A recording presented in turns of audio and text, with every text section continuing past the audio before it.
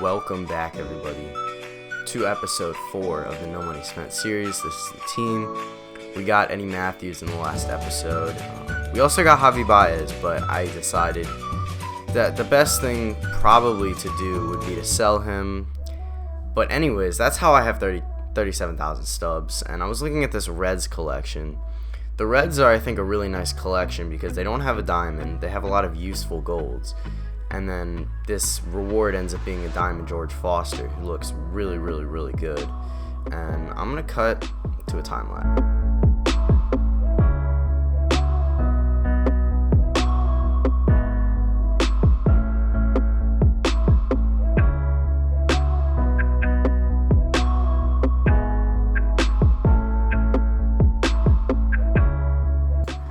Now that we've put in orders for all the non-gold players, we're going to put in the orders for the golds. Mike Moustakas was the first one I had to get.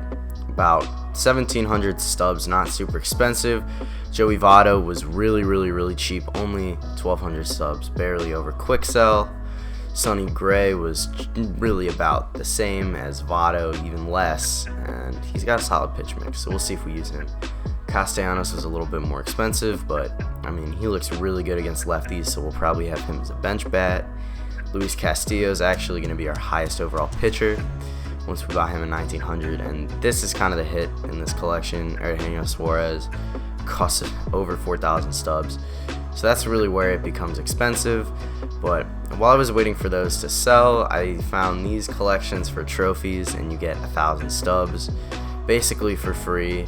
And then, we went over and did the diamond player one as well. Didn't have the other two to complete, but just free 2,000 stubs. So make sure, if you haven't done those, make sure you do them, because they're really easy to do and they'll get you some nice free players. We're heading back into the Reds collection. As you can see, it is almost done. We just have a few more orders to complete. And yeah, man, it was a little bit rough. It probably took about 15 to 20 minutes to get all those orders in, but they all did go through. Again, I might have had to pay 100 or so extra because people were running up the price, but we did end up getting all 40 cards. We're going to collect them, and we get this diamond George Foster to put in the outfield, which unfortunately means, because he is a right-handed outfielder, he's going to be taking Eloy Jimenez out of the lineup. Eloy, you were a legend for me, but George Foster is replacing you. And the nice thing about this Reds collection, and them having so many golds, is that so many of these players I can put into my lineup. Like, I moved Mondesi to second base, and I actually put in Eugenio Suarez because he has a secondary at shortstop. So that makes our lineup just a little bit better. And I'm also heading over to the bench. Hunter Dozier is going to be replaced by Nicholas Castellanos. He's got really, really, really nasty stats against lefties, so he's going to be an amazing bench bat. And Jorge Soler will also be replaced by Mike Moustakas. We need one more lefty on the bench, and Moustakas seems to fit that. Over in the rotation, we're going to put Castillo as our ace, and we're just going to move everybody down. And then we're going to put Trevor Bauer, although we already had him, and so Sonny Gray and Castillo are going to be the only two new pitchers in the starting rotation. We could also put in Pedro Strop in the bullpen, and I believe I had that reliever just from opening a pack, and I hadn't put him in yet. So from there, this is what the pen is looking like. There's not a lot of lefty depth, and that's why I ended up putting Zach Britton in there. I actually considered for a moment putting in Amir Garrett, but his pitch mix just is not good enough for me to justify taking out Britton.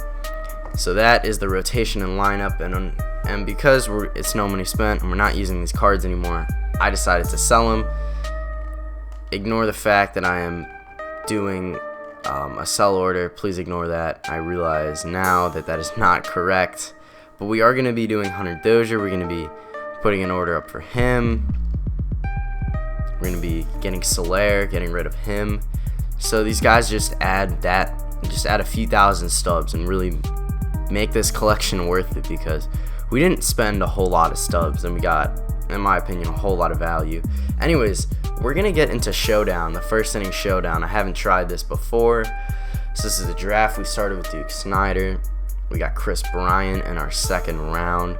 Third round, we got Stanton, which is really lucky. We've gotten really good golds in this draft. We ended up getting Glasnow as our single starter, so that was really nice. And we ended up getting Sir Anthony as relief. The silver round was pretty terrible, honestly. There really wasn't any great options, so I ended up just going with the relief pitcher. Now this next round, again, solid but not great. We ended up going with Gurriel.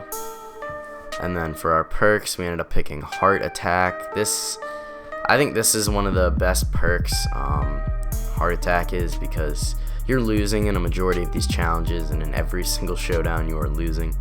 So that's a really nice one to have. And then I think I ended up just doing Jumpstart here. So we're going to hop into this one. The first challenge, Chris Bryant absolutely carried me. I'm not going to pretend. Chris Bryant was an absolute beast in this challenge. First pitch of the game, takes a hanging breaking ball and knocks it out of the park. And later in the game, nobody else has been able to do anything, and Chris Bryant takes it basically to straight center and gets that extra base hit. So we end up completing that first Showdown challenge. It wasn't super difficult. It shouldn't have been, but we ended up completing that first challenge. The next challenge, Chris Bryant again absolutely launches a nuke, and that was really simple. That was literally the challenge. We just had to get an extra base hit, so we ended up completing that challenge. Super simple. It was the first pitch of the game, and we ended up beating the challenge, so that one was really nice. This next challenge was a little bit more sort of difficult. I wouldn't say difficult. It was a little bit more time consuming. As you can see, Gurriel, that ball just kept traveling, man. I thought for sure that was going to be a fly out, but it just kept going. And you know, when you get in that corner at Polo Grounds, it's pretty much an automatic home run. So we end up getting through with part of that challenge with a home run. And now all we have to do is get 2 hits. That's really easy. Duke Snider steps up to the dish and takes it right back up the middle. So now we only have 1 more hit to go in the Showdown. And then up steps, Stanton. And Stanton goes right back up the middle. So that was that challenge completed. Really easily done in this Showdown. We ended up doing that challenge. Next up is the Showdown against Wade Davis, and Duke Snider just launches a missile, and that ends it. You can see got the walk-off celebration. Duke Snider having a lot of fun. But this next challenge, we failed. We scored 5 runs. None of them were home runs, and we lost. So I'm just gonna put it that way. Next challenge though, Nelson Cruz takes one up the middle, and we end up getting a run from that. So this is the 3rd inning, so I did have 2 innings where I struggled here, but Nelson Cruz able to deliver the base knock. We end up getting the 2nd out of 3 necessary runs for the Showdown, and a little bit later in the inning, we get 2 singles, and Will Smith steps up with the bags full, and just like the Fresh Prince, he delivers, goes right back up the middle, and we end up completing that Showdown challenge. Hopping into the next one, it didn't go as well. We gave George Springer a fastball, and he destroyed it. So we end up losing that Showdown challenge, our first loss. But later, the next challenge against Wade Davis, and Chris Bryant sends it to the moon. This is he absolutely destroyed that baseball. As a matter of fact, I went back into replay, and goodness gracious, that was a shot.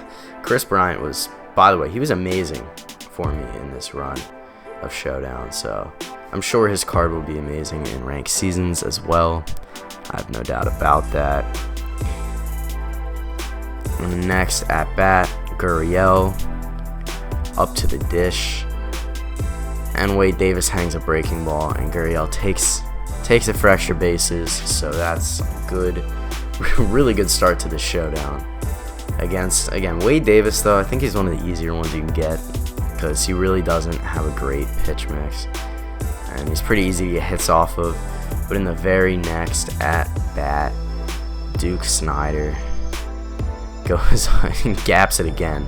So, I mean, we're just all over Wade Davis right now. We don't even have an out yet, and we've already come close to tying the game. So, you know, that was pretty easy. Now, we did give up an out, but Nelson Cruz steps up with 9 outs remaining, and he hits the walk-off tater. So Nelson Cruz, another card that is pretty amazing.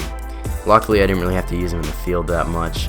As you can see, pretty hyped up, just like Duke Snider. So we ended up getting through that final showdown boss level. And then the next normal showdown, we end up hitting a jack with Giancarlo Stanton, which allows us to get done with that one super easy. And then a little bit later, all we needed to do was get an RBI, and well, Nelson Cruz is really slow, but thankfully he still ended up getting in on time. I was kind of worried actually that we wouldn't be able to get that RBI there, but we did get it, so that is the challenge done with. Only one more challenge, I believe, until the final boss, and Nelson Cruz takes that ball opposite field gap, ends up scoring a run, so that was nice. And we ended up doing that one. But I will admit, this showdown did not have a Cinderella ending. Really didn't. Trevor Story up against Jansen. Another absolute shot. Unfortunately, that was one of the few highlights of this game. I really struggled in this final showdown to get anything going. Even when I got a runner on base, it just seemed like I couldn't really bring him anywhere. It was really unfortunate that we couldn't get anything done. Duke Snider fouls that ball off. We only have 6 outs left, and we only have 1 run made up. So at this point, we basically need 1 run for 1 out. Really not what you like to see. Duke Snider takes the cutter and takes it out of the yard. You can see I thought Mookie was going to catch it, but he didn't. And that was right about where everything ended. We ended up grounding out to end this showdown. So we did fail the first inning showdown, but I'm going to try to get back into it, and I'm going to try to actually complete it. Pretty happy though that we got to the final showdown and we came within striking distance. Going back to my overall thoughts in the mode, I actually think it's a pretty well-run mode. I kind of wish that they did maybe a little bit more with it. And I know it's the game mode that the devs are trying to promote and that the devs want to be successful, but I don't know that I like them more than moments. I don't think moments are really where I'm going to be grinding this year, but we'll see if they sort of force me into Showdown. Not entirely sure. What are your guys' thoughts on Showdown if you play it, if you like it? Make sure to leave that down below. Anyways, thank you guys so much for watching. I got some packs in the background over here. But yeah, man, thank you guys so much for watching. You guys have been awesome. No Money Spent episode 5 will hopefully be up tomorrow. I'll see what I can do, which I'm trying to really grind for this first week. But thank you guys so incredibly much for watching this video. That doesn't make sense, but thank you guys so much. Make sure to subscribe if you want to see more of these. And I might even have a bonus video up later today. But thank you guys so much. Peace out.